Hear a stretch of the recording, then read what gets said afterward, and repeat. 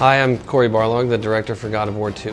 Where has the game come in the last months since E3? A long way. E3, we had the level in the Bog of Forgotten Souls that everybody had kind of seen, the nice little 30-minute demo.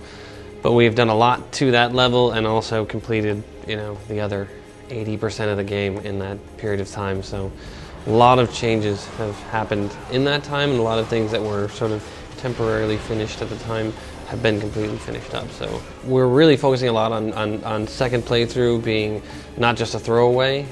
We're letting you carry over your abilities. You're going to be able to keep your weapons, your magic, and all of the orbs that you've collected.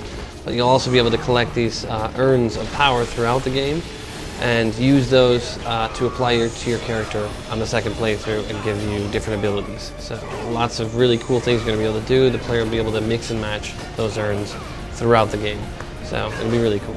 So you start the game off and you're up in Olympus, you're on your throne, you end up coming down to Rhodes to help your Spartan soldiers destroy this city.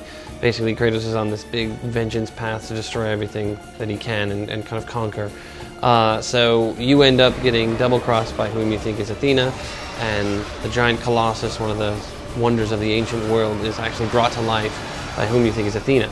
So most of the level, you're actually fighting this massive Statue of Liberty-sized Colossus being thrown and tossed around throughout the city as your powers have actually been removed from you right from the beginning of the game.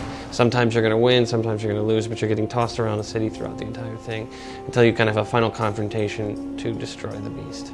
The location that Kratos is going in order to change his fate is the Islands of Creation, where the Sisters of Fate temple is hidden. So that island is actually wrought with a ton of different heroes throughout mythology. You're going to run into Theseus and Perseus and all these other characters that you recognize from mythology, but you'll also run into people whom you'll recognize from the God of War universe. So with God of War 2, we really are kind of trying to push not only the size of the game and the scope of the game, but we are trying to give the player that base that we provided in God of War 1, and then add so much on top of it. All the things that we couldn't do in the first game, we're adding on top of that. More magics, more weapons to fight with.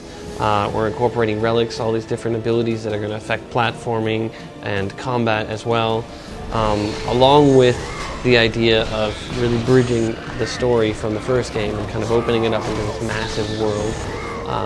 And then continue to do these massive set pieces, these things that in the first game you saw in a cinematic.